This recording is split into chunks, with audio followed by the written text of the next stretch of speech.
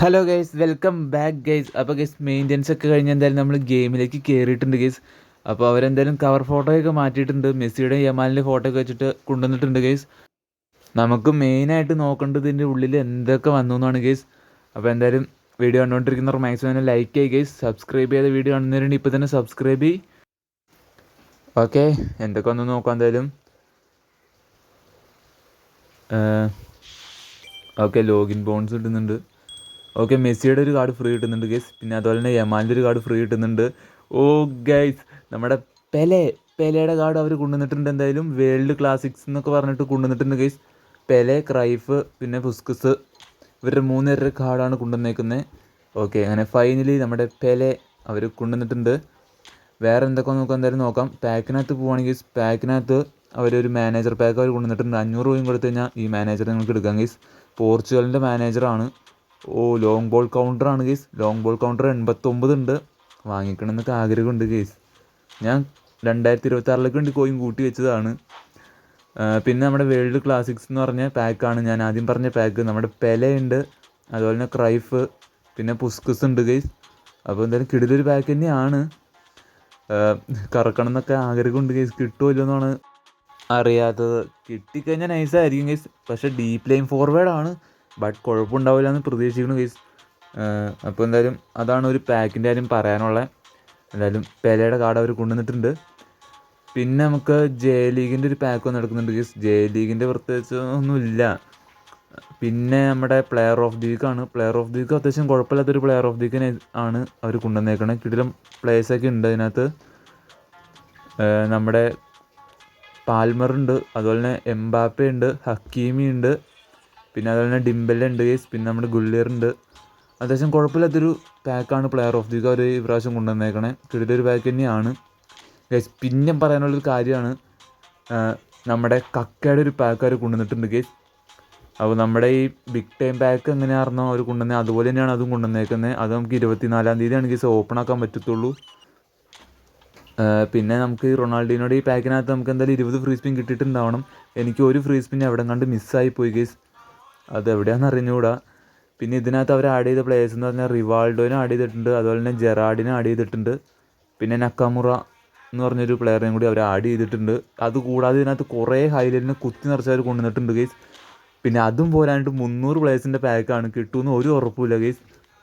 പിന്നെ നമ്മുടെ നോമിനേഷൻ പാക്കാണ് പിന്നെ പറയാനുള്ളത്. അതിനകത്ത് നമ്മുടെ കിമ്മിച്ച് ഉണ്ട്, ഡേവിഡ് റേ ഉണ്ട്, അതിൽ തന്നെ സർലോത്ത് ഉണ്ട്. അത്യാവശ്യം കുഴപ്പമില്ലാത്തൊരു പാക്കാണ് അവർ നോമിനേഷൻ പാക്കായിട്ട് കൊണ്ടുവന്നേക്കണേ. അപ്പോൾ ഗൈസ്, പാക്കിൻ്റെ കാര്യമൊക്കെ ഇത്രേ ഉള്ളൂ ഗൈസ്. പാക്കൊക്കെ ഇത്രയാണ് അവർ കൊണ്ടുവന്നിട്ടുള്ളൂ. മെയിനായിട്ട് നമ്മുടെ അട്രാക്ഷൻ പെല തന്നെയാണ്.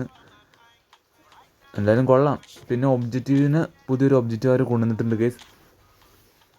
ഒബ്ജക്റ്റീവ് നോക്കുകയാണെങ്കിൽ നമുക്കൊരു കോൺട്രാക്ട് ടിക്കറ്റ് കിട്ടുന്നുണ്ട് ഗൈസ്. എനിക്ക് തോന്നുന്നു മിക്കവാറും ആ കക്കയുടെ പാക്കിനകത്തായിരിക്കും ഗൈസ്. അപ്പോൾ അതിനകത്ത് നിന്ന് മിക്കവാറും ഇതിലൊരു എപ്പിക്കിനൊക്കെ എടുക്കാൻ പറ്റും. അതിനകത്ത് കക്കേനെ മാത്രമാണ് അവരിപ്പോൾ റിവീലാക്കിയിട്ടുള്ളൂ. ബാക്കിയുള്ള പ്ലേയേഴ്സ് ആയിരിക്കാൻ നമുക്ക് അറിഞ്ഞുകൂടാ. പിന്നെ ഇതിനകത്ത് കുറേ ഫ്രീ സ്പിന്നും കാര്യങ്ങളൊക്കെ ഉണ്ട്. അത് നമ്മുടെ ഈ റൊണാൾഡീനോയുടെ പാക്കിൽ തന്നെയുള്ള ഫ്രീ സ്പിൻസ് ആണ് ഗൈസ്. 10 ഫ്രീ സ്പിൻസ് അവർ നമുക്ക് തരുന്നുണ്ട്. പിന്നെ ഗൈസ്, മാച്ചിൻ്റെ കാര്യത്തിൽ പറയാനാണെങ്കിൽ മാച്ച് നമുക്ക് നോക്കുകയാണെങ്കിൽ ലോങ് ജേണി എന്ന് പറഞ്ഞ ഈ മാച്ച് കളിച്ച് കഴിഞ്ഞാൽ നിങ്ങൾക്ക് ഇതിനകത്തുനിന്ന് ഒരു 50 ക്ലബ് കോയിൻ എന്തായാലും കിട്ടും ഗൈസ്. അതെന്തായാലും നല്ല കാര്യമാണ്. മാച്ചാണ്, നമുക്കൊരു 50 ക്ലബ് കോയിൻ ഇതിനകത്തുനിന്ന് കിട്ടുന്നുണ്ട്. വേറെ പ്രത്യേകിച്ചൊന്നുമില്ല ഗൈസ്. വേറെ പിന്നെ നാഷണൽ ടീം എന്ന് പറഞ്ഞാൽ ഈ ഇവൻ്റ് കളിച്ച് കഴിഞ്ഞാൽ പ്ലെയർ ഓഫ് ദി വീക്കിൻ്റെ ഫ്രീ സ്പിൻ കിട്ടുന്നതായിരിക്കും. അപ്പോൾ അതെന്തായാലും കളിച്ച് എടുക്കുക ഗൈസ്. പിന്നെ വേറെ പ്രത്യേകിച്ചൊന്നും വന്നിട്ടില്ല മാച്ചിനകത്ത്.